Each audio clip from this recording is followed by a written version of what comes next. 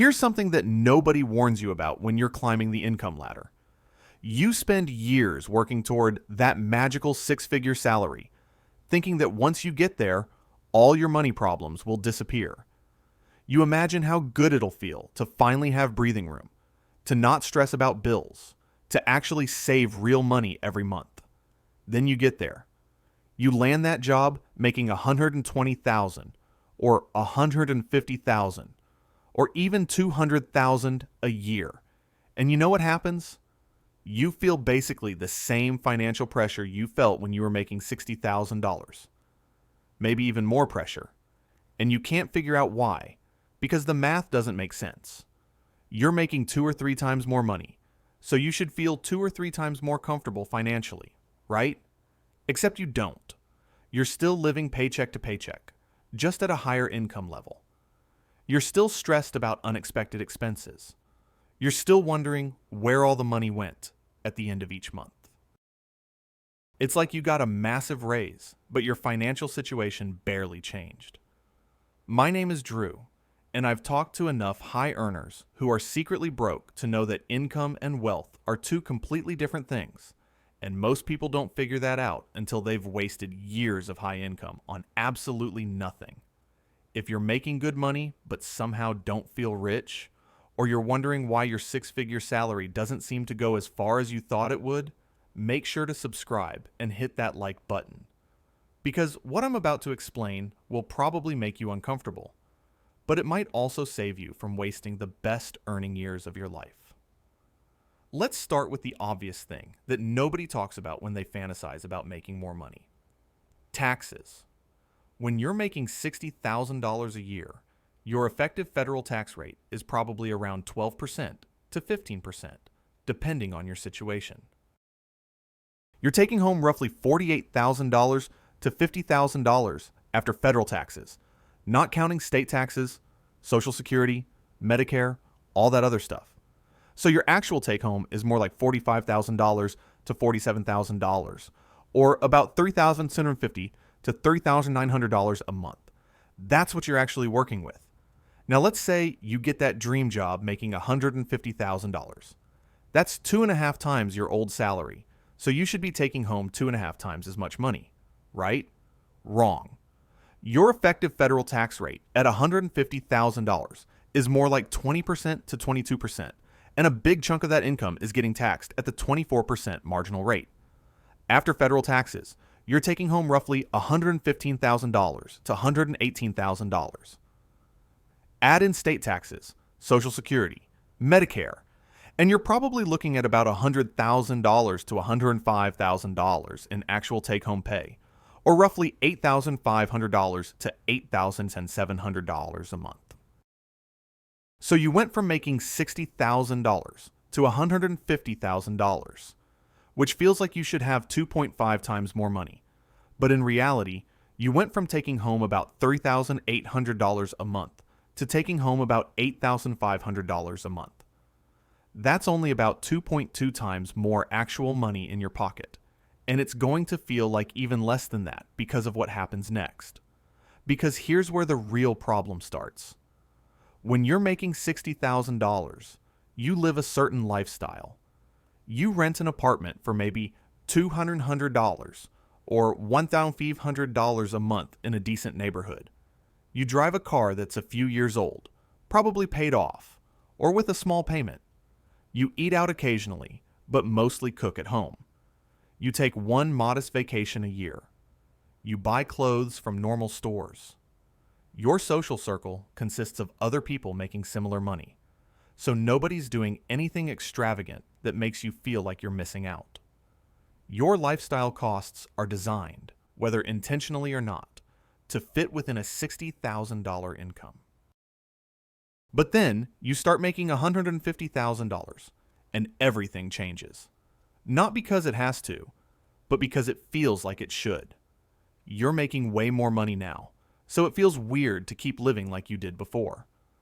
You start thinking, I can afford something nicer now.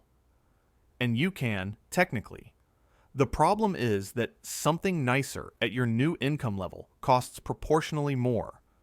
You move out of that $1,500 apartment and into a nicer place in a better neighborhood for $2,800 or $30,200 a month. That seems reasonable because you're making more money, right? Except that your rent just went from consuming 40% of your take home to consuming 35% to 37% of your new take home.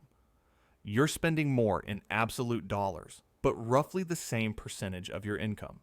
You're running in place financially, just in a nicer apartment. Then there's the car situation. When you were making $60,000, you were driving something practical. Maybe a Honda Civic or a Toyota Camry that was 5 or 6 years old.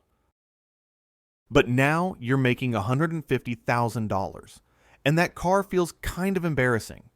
You're pulling into the parking lot at your new job, and everyone else is driving BMWs and Audis and Teslas. So you decide it's time for an upgrade. You go from no car payment, or maybe a $250 a month payment on your old car, to a $700 or $800 a month lease on something that reflects your new professional status.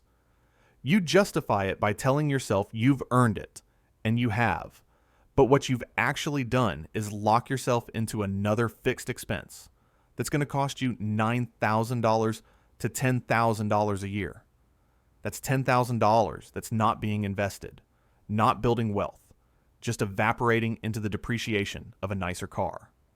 And food, oh man, food expenses at $150,000 are completely different than food expenses at $60,000.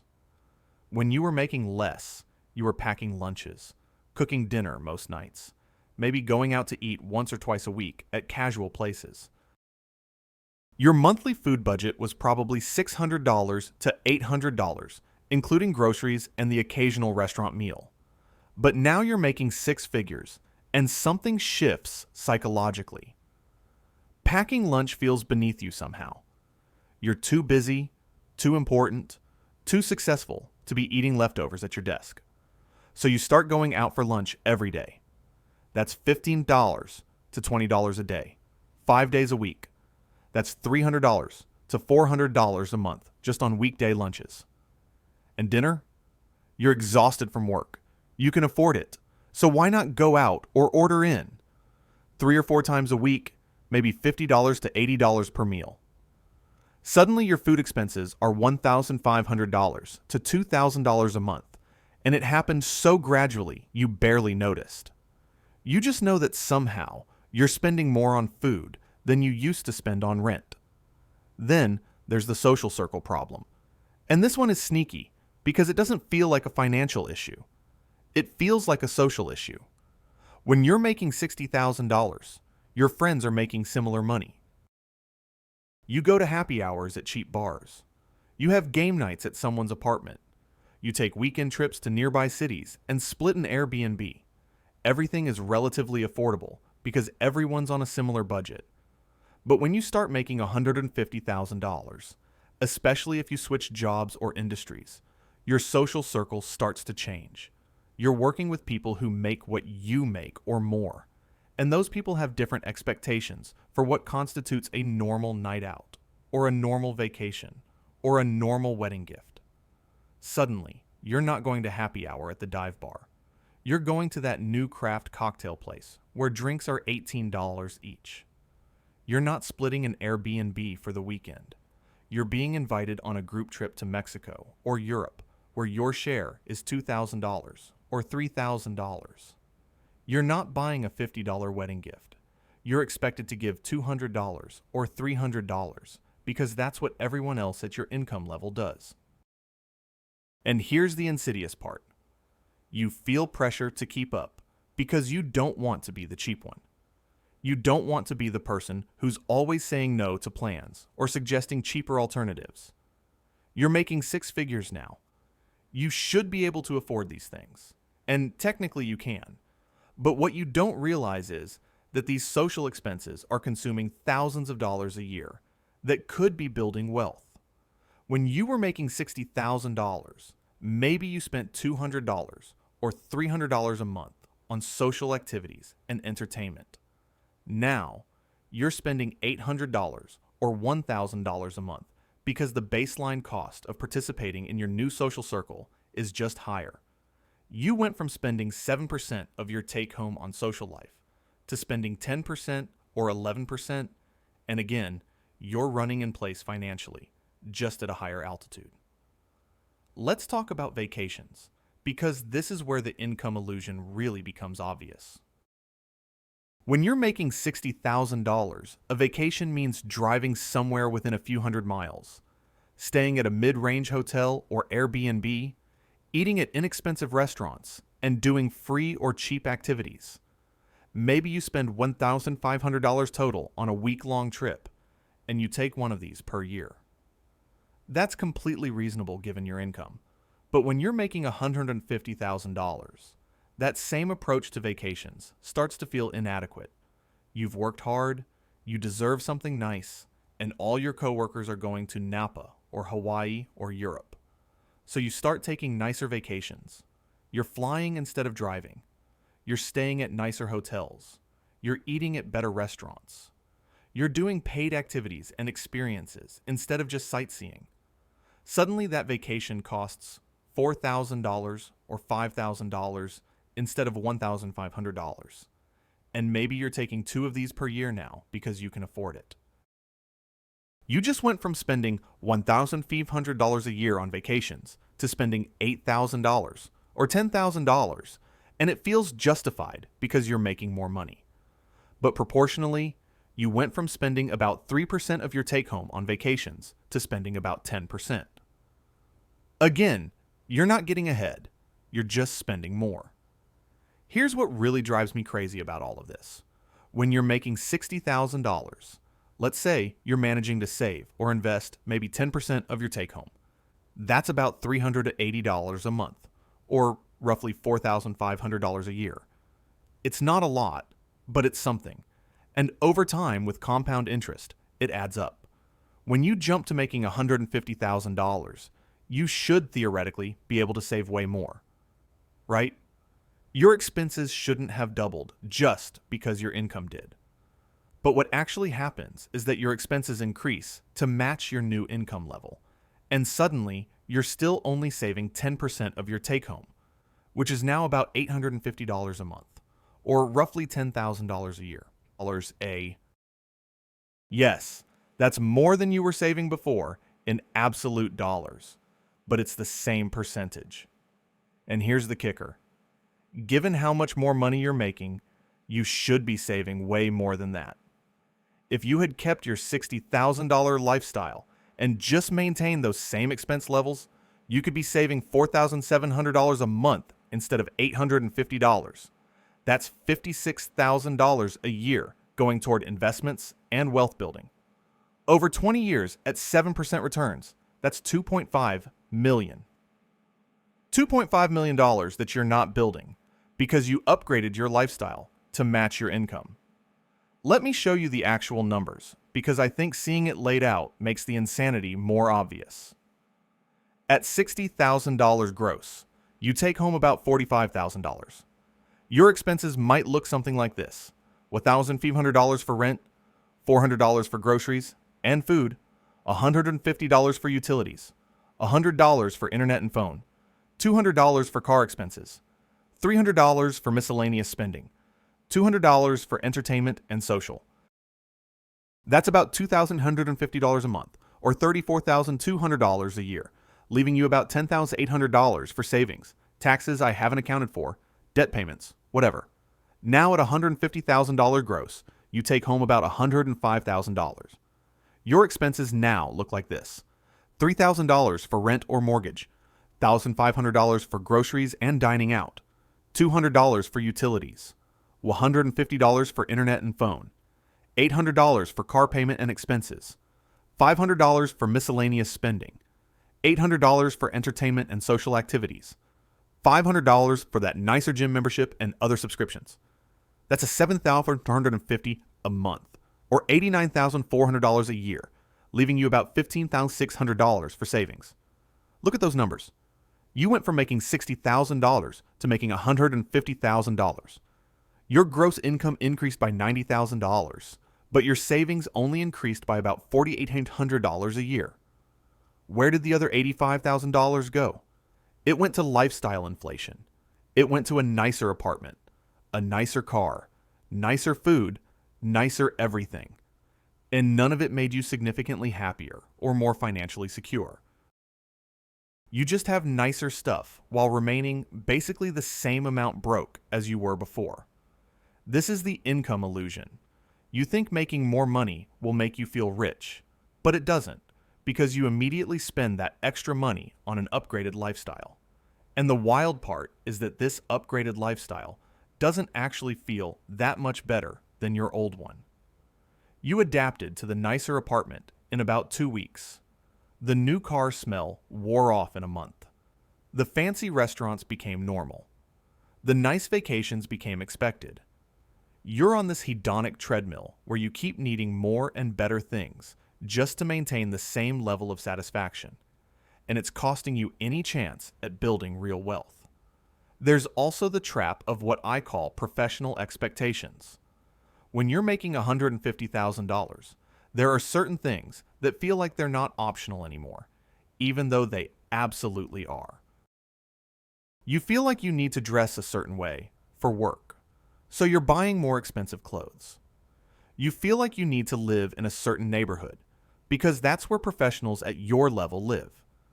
You feel like you need to drive a certain type of car, because showing up in a 10-year-old Honda doesn't match your position. You feel like you need to join the right gym, go to the right restaurants, be seen in the right places. All of this costs money, and all of it feels necessary when you're at that income level. But it's not. It's just another form of keeping up with the Joneses, except now the Joneses make 6 figures too. So the baseline for what's considered normal is just higher. And if you're not careful, you'll spend your entire high-income career trying to maintain this professional image while building zero wealth in the background. Here's what wealthy people understand that high earners don't. Your income doesn't matter nearly as much as the gap between your income and your expenses. You can make $60,000 and build more wealth than someone making $150,000 if you're disciplined about keeping your expenses low and investing the difference. The person making $60,000 and spending $40,000 is saving $20,000 a year. The person making $150,000 and spending $145,000 is only saving $5,000 a year. Over 20 years, assuming 7% investment returns, the person making less money will have $870,000, while the person making more will have only $218,000. 4 times less wealth despite making 2.5 times more income. That's the income illusion in a nutshell. It's not about how much you make. It's about how much you keep and invest. So what's the solution here? How do you avoid this trap when you're actually making good money? The answer is depressingly simple, but incredibly difficult to execute. Resist lifestyle inflation. When you get a raise or a better paying job, don't immediately upgrade everything. Keep living like you did before, or at least close to it, and invest the difference. If you're making $150,000 and you can maintain a $60,000 or $70,000 lifestyle, you can be investing $50,000 to $60,000 a year. That's generational wealth building money. That's retire early money. That's never worry about money again money. But you have to be willing to look less successful than you actually are. You have to be okay with driving a normal car when you could afford a luxury car. You have to be comfortable staying in your modest apartment or house when you could afford something nicer. You have to be fine with packing lunch and cooking at home when all your coworkers are going out. You have to resist the pressure to keep up with your new peer group. And here's the thing that makes this even harder. Nobody's going to congratulate you for this. Your coworkers aren't going to be impressed that you're investing $4,000 a month. Your friends aren't going to think it's cool that you're still driving your paid-off Toyota. Your family might even think you're being cheap or weird for not upgrading your lifestyle now that you can afford to. The validation and social approval all goes to the people who are spending their money on visible things. The nice car, the nice apartment, the nice clothes, the impressive vacations. Those are the people who look successful. Meanwhile, you're over here quietly building actual wealth and looking completely average. It takes a level of confidence and long-term thinking that most people don't have. You have to genuinely not care what other people think about your lifestyle choices. You have to be secure enough in yourself that you don't need external validation through consumption. But if you can do this, if you can resist the income illusion and avoid lifestyle inflation, the payoff is enormous. Let's say you start making $150,000 at age 30, and instead of upgrading your entire life, you maintain roughly a $60,000 lifestyle and invest $60,000 a year. By age 50, assuming 7% returns, you'll have about $2.6 million invested. You'll be financially independent. You'll have options that most people don't have. You could retire early. You could take a lower paying job doing something you actually love. You could work part-time. You could start a business without worrying about income. Meanwhile, the person who upgraded to a $150,000 lifestyle and only saved $10,000 a year will have about $430,000 at age 50. Still a decent amount, but nowhere near financial independence. They're locked into that high-income job whether they like it or not, because their lifestyle requires it. This is why making $150,000 feels exactly like making $60,000 for most people. It's not that the money isn't there, it's that it's all getting spent on a proportionally upgraded lifestyle. The stress level is the same. The amount of savings is proportionally the same. The financial security is the same. The only thing that changed is the quality of the stuff you're broke around. You went from being broke with a cheap apartment and an old car to being broke with a nice apartment and a new car. That's it. That's the only difference. And when you realize this, when you really understand that income is not the same as wealth, it should completely change how you think about money. Stop chasing higher income as the solution to your financial problems. Start focusing on the gap between income and expenses as the real driver of wealth. Stop upgrading your lifestyle every time you get a raise. Start investing that money instead. Stop trying to look successful to impress people who don't care. Start actually building wealth that gives you freedom and options. Because the income illusion is real, and it's destroying the financial futures of millions of high earners who think they're doing well, but are actually just running in place on an expensive treadmill. Don't be one of them.